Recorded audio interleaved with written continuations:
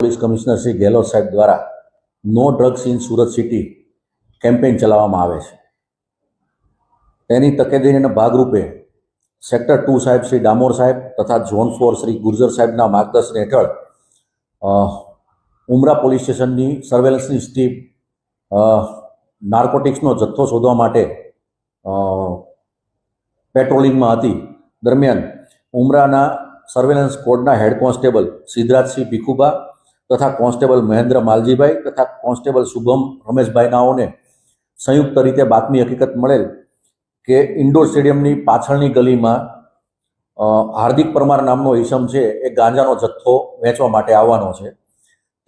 તેવી માહિતી મળતા સર્વેલન્સ સ્ટાફના માણસો અને પોલીસ ઇન્સ્પેક્ટર શ્રી ઉમરાના દ્વારા તાત્કાલિક પંચો લઈ અને સદર જગ્યા પર રેડ કરતા રેન્જ ઓવર ગાડીમાં 2 ઈસમો મળી આવેલ અને એમની ઝડપી કરતા 500.52 ગ્રામ હાઇબ્રિડ ગાંજો મળી આવેલ, જેની કિંમત થાય છે 15 લાખ રૂપિયા। હાઇબ્રિડ ગાંજા બાબતે પાસ પરમિટ માંગતા નહીં હોવાનું જણાવતા તેમના વિરુદ્ધમાં કાયદેસરની કાર્યવાહી કરવામાં આવેલ છે।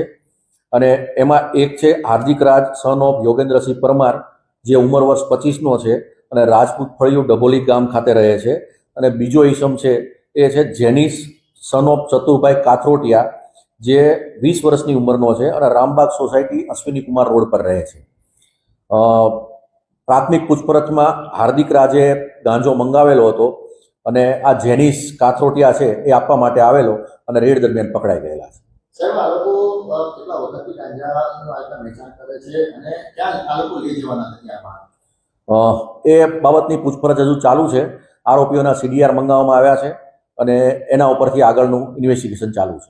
સાહેબ, આ બંધો છે કે એક છે અશ્વિની કુમાર વિસ્તારમાં રહે છે અને બીજો ડભોલી વિસ્તારમાં રહે છે।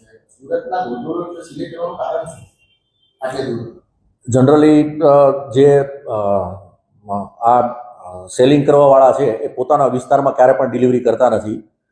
પોતે પકડાઈ ના જાય કે એની ઓળખ થતી ના થાય એના માટે જ્યાં વધારે ભીડભાડ રહેતી હોય કે એવું રહેતું હોય એવી જગ્યા પસંદ કરે છે। અને